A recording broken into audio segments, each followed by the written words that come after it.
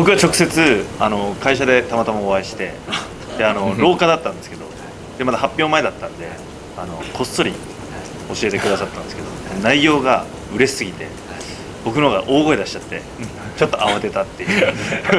对啊，其实他又是在我们公布婚讯前一阵，就是前一阵子，然后刚好在公司的走廊遇到的时候，那阿凯就因为还没公布，所以他就偷偷的跟他讲了这件事情。然后他一听到，因为他太开心，所以就大叫出“国民の兄さん”っていう方なんてすごいプレッシャー感じますか？全くです。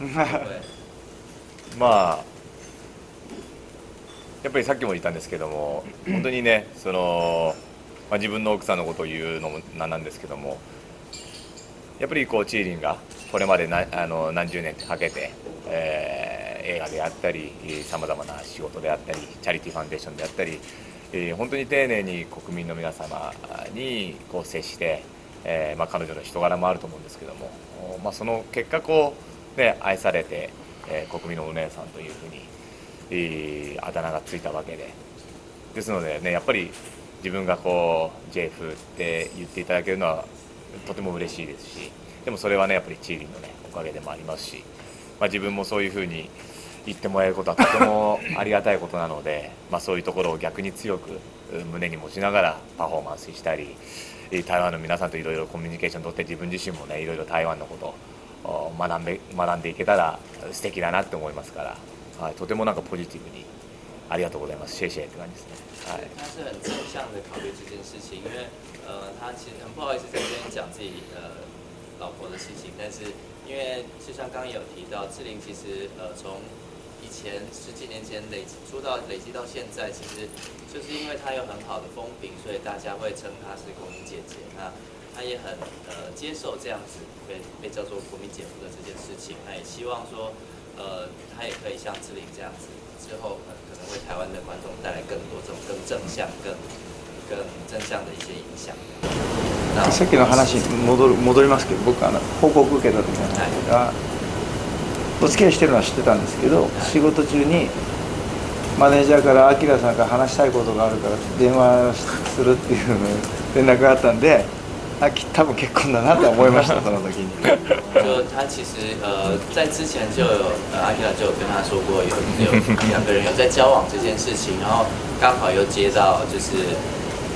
经纪人打来说有事情要跟他报告，他就猜说那有可能是在讲说要结婚这件事情。その時はかしこまってこれからもEXILE 一生懸命頑張るのでっていう、よろしくお願いしますっていう感じですごく丁寧に律儀に言ってくれました彼は。那当时那个阿基拉来报告的时候，其实也是很毕恭毕敬的状态下跟阿志行报告这件事情。他也说，今后虽然结婚了，还是会好好当做那个 EXILE 的一员，会好好的。僕は直接会社でたまたまお会いして、で廊下だったんですけど、でまだ発表前だったんでこっそり教えてくださったんですけど、内容が嬉しすぎて僕の方が大声出しちゃってちょっと慌てたっていう。对啊，其实他又是在我们公布婚讯前一阵，就是前一阵子，然后刚好在公司的走廊遇到的时候，那阿凯就因为还没公布，所以他就偷偷的跟他讲了这件事情。然后他一听到，因为他太开心，所以就大叫出来。叫了出来之后，阿凯反而很紧张，叫他先冷静一下，类似这种状况。本当メンバーは家族みたいなもんなんで、やっぱり家族にそういう大きなことある時ってかしこまるじゃないですか。本当にやっぱそういう親しき中にも礼儀ありじゃないですけども、そういうところでメンバーに一つずつ、みんな僕だけでなくね、結婚する高弘もそうですし、みんなそういうふうに丁寧にやってるので、すごくいいことかなと思います。那其实每一个成员对我来讲都是像家人一样，所以其实当要报告这件事情，他也是很谨慎，一个人都去做报告。然后相对其他团员结婚的时候，其实也是一样的，就是大家也是都会很清楚、很仔细的，就是跟每一个成员做报告这样子。